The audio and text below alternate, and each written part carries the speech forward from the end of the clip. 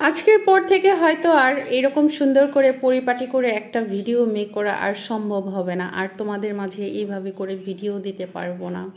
আসসালামু আলাইকুম, সবাইকে ওয়েলকাম করছি শাফিন মামি ব্লগ থেকে। আশা করি সবাই সুস্থ আছো, ভালো আছো। আলহামদুলিল্লাহ, আল্লাহর রহমতে আমিও ভালো আছি।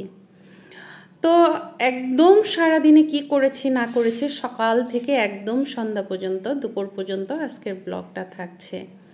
তো প্রথমে ঘুম থেকে উঠে ফার্স্টে যে কাজটা আমার বাসায় থাকা অবস্থায় করা হয় সেটা হচ্ছে কি, যে খুব শান্ত মেজাজে এক কাপ চা খাওয়া হয়।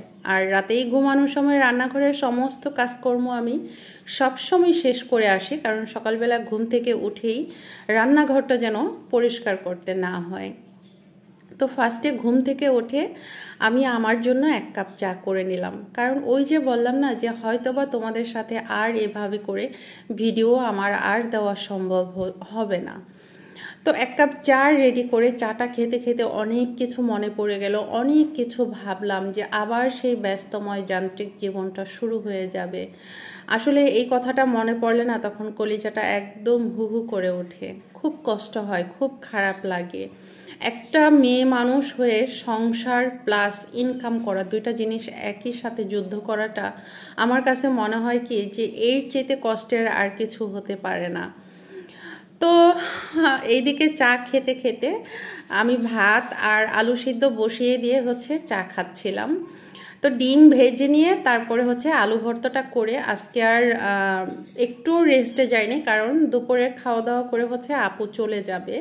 তো ওই চুলাতেই হচ্ছে রান্না বসিয়ে দিয়েছি। এখন হচ্ছে মুগ ডাল দিয়ে মাছের মাথা দিয়ে রান্না করব। তো তোমরা কে কে মুড়িঘণ্টর মধ্যে একটু এলাচ ব্যবহার করো, অবশ্যই আমাকে কমেন্টসে জানাবা। আমি কিন্তু এটা করি। তো ডালটাকে আমি হচ্ছে রাইস কুকারে একটু ভালো করে সিদ্ধ করে নিয়েছিলাম। তো আমার রান্নাটা কিন্তু অনেকটাই হয়ে আসছে।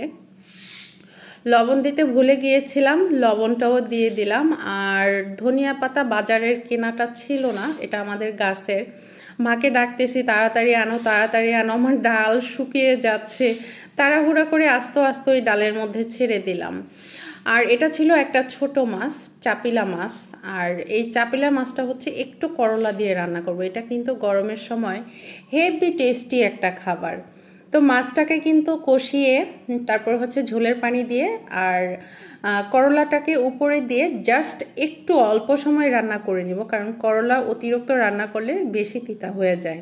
তো আলহামদুলিল্লাহ তরকারিটা এত বেশি টেস্টি হয়েছিল, একদমই তিতা ছিল না। তো আমার হাতে মাত্র সময় আছে, আর একদিন পরে হচ্ছে স্কুল খুলে যাবে। তো সেটার জন্যই হয়তোবা তোমাদেরকে বলেছি যে হয়তোবা এত পরিপাটি করে সুন্দর করে তোমাদের সাথে আর ভিডিও শেয়ার করা হবে না, কিন্তু পেজে যেহেতু কাজ করি ভিডিও অবশ্যই মেক করব, অবশ্যই ভিডিও দিব।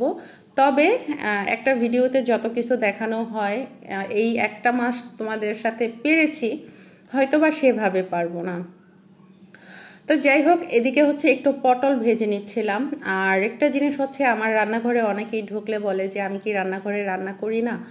তো তাদের উদ্দেশ্যে বলছি, অবশ্যই আমি রান্নাঘরে রান্না করি। আর আমি যতবার রান্না করি ততবারই হচ্ছে চুলা এবং ওয়াল চারপাশ সব কিছু পরিষ্কার করি। এটা আমার একদম এক বলা চলে যে সূচিবাই। তো আমার রান্নাবাড়া কিন্তু হয়ে গিয়েছে। আপুরা যেহেতু 2টার মধ্যে বের হয়ে যাবে, গাড়ি চলে আসবে, তো ওদেরকে খাবার দিয়ে হচ্ছে আমি তারপরে গোসলে যাব, এটাই ভাবছিলাম। তো তাই করেছি, খাবার দিয়ে তারপরে হচ্ছে আমি গোসলে গিয়েছিলাম। তো এইদিকে ভাইয়া আর হচ্ছে আপু এখন দুইজনেই খাবে। আমার খাবারটা আমি গোসল সেরে তারপরে খাবো। তো এই হচ্ছে মুড়িঘণ্ট, আর এটা ছিল ছোট মাছ, আর হচ্ছে পটল ভাজা। আর ওরা হচ্ছে খাওয়া দাওয়া শেষ না করতে গাড়িটা চলে আসে তাড়াহুড়া করে, তারপর বের হয়ে যায়। আজকে এ পর্যন্তই, আল্লাহ হাফেজ।